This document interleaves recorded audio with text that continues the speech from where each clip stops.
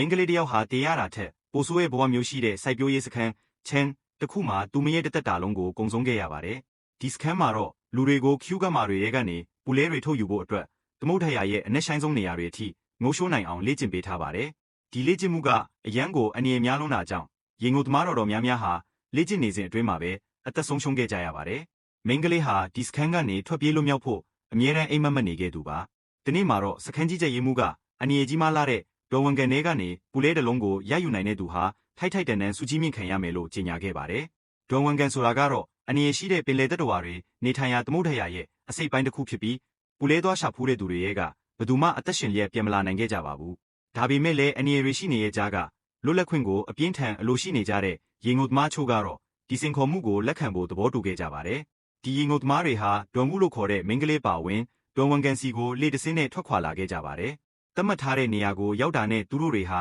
ရေရဲကိုခုန်ဆင်းသွားခဲ့ကြပါတယ်။သမုဒ္ဒရာကြီးကကြည်ရတာငြိမ်သက်အေးချမ်းနေပုံရပေမဲ့လည်းမျက်နှာပြင်အောက်မှာတော့အနေရတွေကပုံအောင်နေပါတယ်။ရေငုံနေစဉ်အတွင်းမှာဒေါ်မှုကကမာခ ्यू ကြီးတစ်လုံးကိုတွေ့ရှိခဲ့ပြီးပူလဲတစ်လုံးကိုအောင်မြင်စွာရယူနိုင်ခဲ့ပါတယ်။ဒါပေမဲ့လည်းအခြားရေငုံသမားတွေကသူမစီကနေပူလဲကိုလူယူဖို့အတွက်နောက်ကနေအတင်းဝင်ရောက်တိုက်ခိုက်ခဲ့ကြပါတယ်။ရုံရင်ဆန်ခတ်ဖြစ်နေစဉ်အတွင်းမှာပဲဒေါ်မှုဟာရေအောက်မှာတတိလစ်သွားခဲ့ပါတယ်။ရေငုံသမားတွေကပူလဲစီကိုဥတီရွေ့ရသွားစဉ်မှာပဲသူတို့ရှိရာဘက်ကိုဥတီလာနေတဲ့ငါးမန်းတကောင်ကိုရုတ်တရက်မြင်တွေ့လိုက်ရပါတယ်။သူတို့တွေဟာအလွန်မင်းထိတ်လန့်ချောက်ချားသွားကြပြီးရေမျက်နှာပြင်ပေါ်ကိုအပြေးလွှားတက်လာခဲ့ကြက